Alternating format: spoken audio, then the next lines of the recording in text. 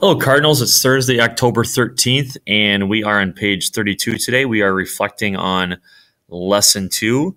Our focus question is, why do objects speed up, slow down, or change direction? This is the last day we'll be focused on this question. And a quick reminder that we do have a quiz on Friday over lesson 2, and a reminder that you can use your notebook on that quiz. So, looking back at investigation 2.5 yesterday, we were analyzing, interpreting data about motion. And what we found out is that force and mass have a linear relationship. If you look to the graph, for about every 25 grams of mass, you get about 0.25 newtons. So it's a linear relationship. And you should have some kind of a graph that looks like this, along with a chart that looks like this, and then a graph that looks something like this. Today, we're going to be reflecting on lesson 2. Lesson 2 has been going on for about 10 days, and we're going to be doing some discussion and thinking back and going back to the focus questions, and a lot of thinking and reflecting upon what we did.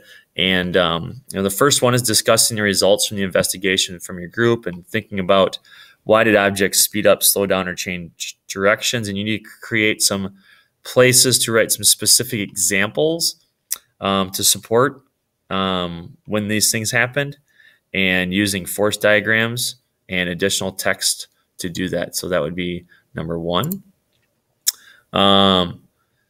You also need to think about, for B and C, what force was needed to keep the ball moving after it was pushed, and why would a ball's motion appear to be different for a person who rolled the ball versus standing on the opposite side. So looking back to all those objectives we had at the start of the unit, all the focus questions go back to those.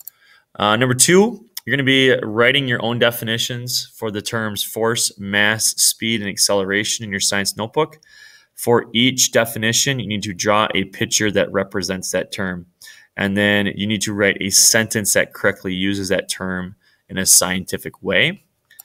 3 is, when we plan investigations, how did the variables you select help you better understand the relationship between forces and speed?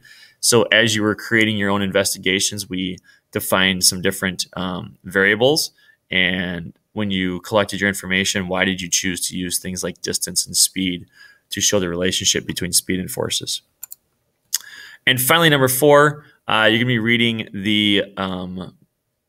the Hooke and Newton Geniuses at Work article in your book.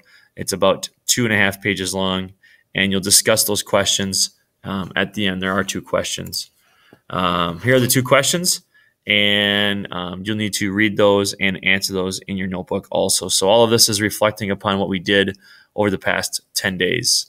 So your to-do list is, you're going to complete the reflection. You have 4 steps.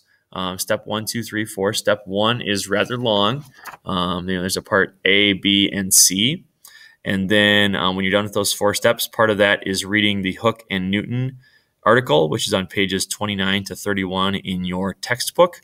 A reminder that you should be able to find a PDF on Google Classroom, and you need to answer those 2 questions. And we also have an exit slip today that you'll need to answer and hand in as you leave the room.